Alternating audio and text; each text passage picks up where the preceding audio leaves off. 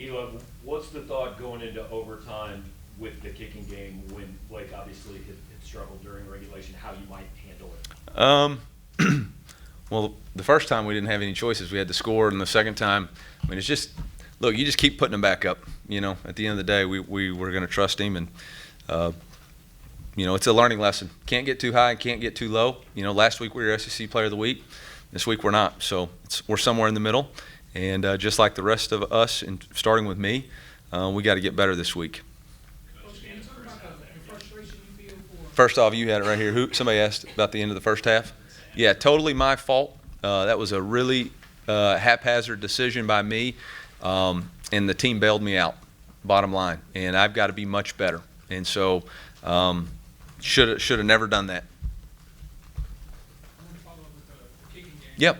Can you talk about the frustration you feel for Blake? You know, with the three misses, and the one hit the upright, the second one, I was watching him. It looked like his reaction. He thought he made it. Yeah. Or whatever. Bottom line is it's got to go between the uprights, and the bottom line there is no reaction. We got to get better. I got to get better. He's got to get better. We all got to get better. So they didn't go through the uprights. So I'm not frustrated with him. I just know, like I told the team, we're 4-0, and we got a lot of work to do. You know, I think we, you know, there were some really positives as far as the way we ran the football, and but you know, not good enough in the red zone for sure.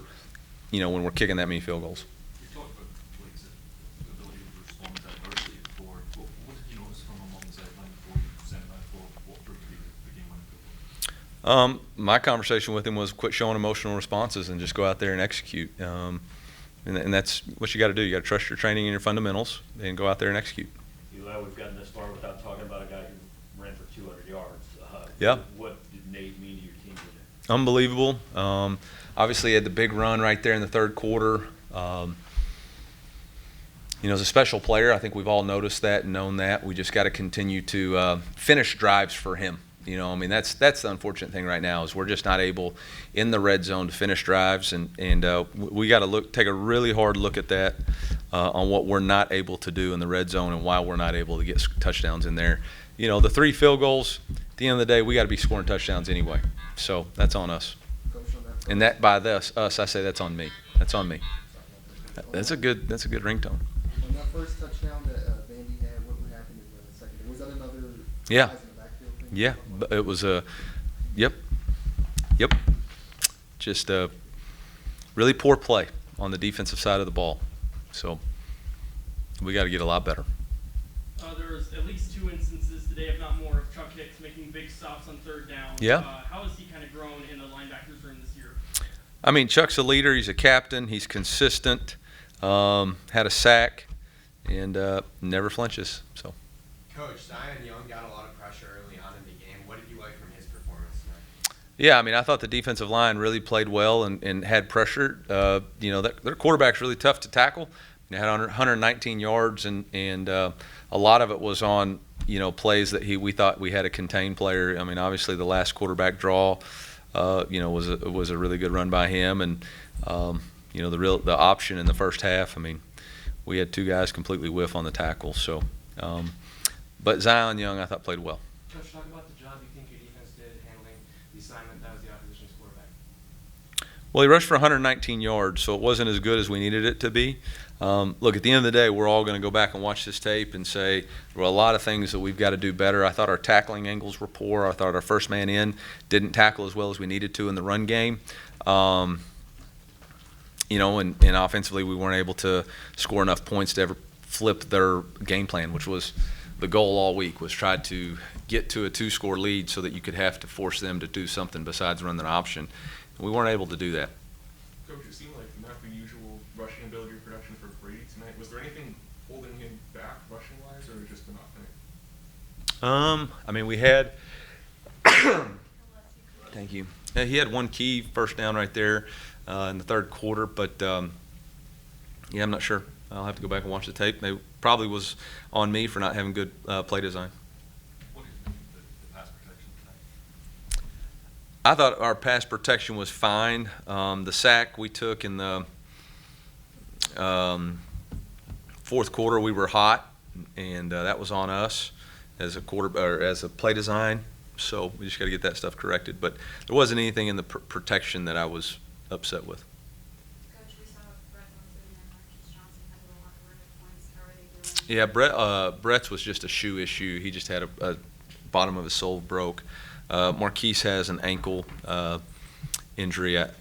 I'll get more updates as it comes, but it wasn't like couldn't return, but it wasn't anything that warranted significant. We'll just see how good news for a bye week. Good time for a bye week. Coach, for your offense, is there a way to put into words a lesson learned because of the way they bounced back and did so well in overtime? I mean, I don't think we ended well in overtime. I mean, we kicked another field goal in the red zone. We got to take a hard look at what we're doing in the red area and figure out why we can't sustain drives and why we're not able to convert third downs. So that's on me as the head football coach, and I've got to do a better job finding answers there. Coach, can you take us through the play action touchdown earlier in the game that we saw in that play? Yeah, we just saw we knew on tape that they were overreacting to our outside zone, and it was a great play design by Kirby. You know, we put everything into the boundary, which is a typical run formation for us, and great action, great fake, and great job by the quarterback to find it. We've got time for one more question. We got a bye week coming up, and then game at Texas A&M, first road game of the year. What especially are you guys hammering down on during this bye week to make sure you guys can handle the pressure of that environment? Yeah, I mean, the furthest thing from everybody in that room, locker room's mind, and starting with me and my staff, is going to be Texas A&M. We got to go take a hard look at the Missouri Tigers, and we got to figure out why we're not executing in the third downs in the red area, why we're not kicking field goals, why we're missing tackles, why we're busting assignments. So I'm not even kind of worried about Texas A&M. We've been doing stuff since day one of fall camp to work on noise, so I'm not concerned about that. What I'm concerned about is our team enjoying a win, being 4-0, which is as good as we can be record-wise, but we're not as good as we can be play-wise. And we're going to have to settle in on that and figure out what we got to do to improve. And it starts with me, and it starts with that being the message to the team. And that's what we'll do. We'll work to improve. That's always been how we've approached bye weeks, and that's not going to change. Appreciate it, Coach. Yep, MIZ.